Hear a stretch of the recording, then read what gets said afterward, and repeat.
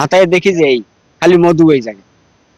দীর্ঘদিন থেকে জিজ্ঞেস করি, স্যার আমার ছেলে উপবৃত্তি পায় না, বিকাশ করো, নগদ করো, বিকাশ করো, নগদ করো। কয়েকবার কাগজ দিলাম। তাদেরকে যখন জিজ্ঞেস করলাম, স্যার আমার ছেলে উপবৃত্তি পায় না কেন, এক স্যার লোকমান স্যার বললো এটা বাংলাদেশ ব্যাংক থেকে দেয় না।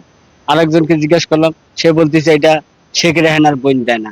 তখন আমার মনটার ভিতরে এমন একটা হলো, কি যে শেখ রেহানার বোন দেয় না, বাংলাদেশ ব্যাংক থেকে, দেখি আমি কোন ব্যাংক থেকে দেয় না, আমার প্রশ্নটাই জাগে। তখন আমি কাগজপাতি শিক্ষা অফিস থেকে তুললাম যোগাযোগ করে। তোলার পর আমি হাতাইতে শুরু করলাম যে এটা কি আছে, ঘটনাটা কি। আর হাতাই দেখি খালি মধু এই জায়গায়। আর উনি শিক্ষক একজন, মানুষ গড়ার কারিগর। গাছের গোড়া যদি খারাপ হয় তা আগাল কিভাবে ভালো হবে। সমস্যা দেখলাম পরে বিভিন্ন নামে টাকা করে চলে যাচ্ছে, বিভিন্ন নামে। ওনার নিজের নামে যাচ্ছে, ভাইয়ের নামে যাচ্ছে, বিএনই নামে যাচ্ছে, মেয়ের নামে যাচ্ছে, খালি যাচ্ছে। কি ঘটনাটা কি?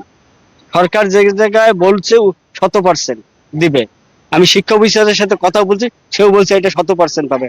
পাবেন না কেন? আমি তখন এই কাগজপত্র আইনে এইগুলা সব হাতানো শুরু করলাম।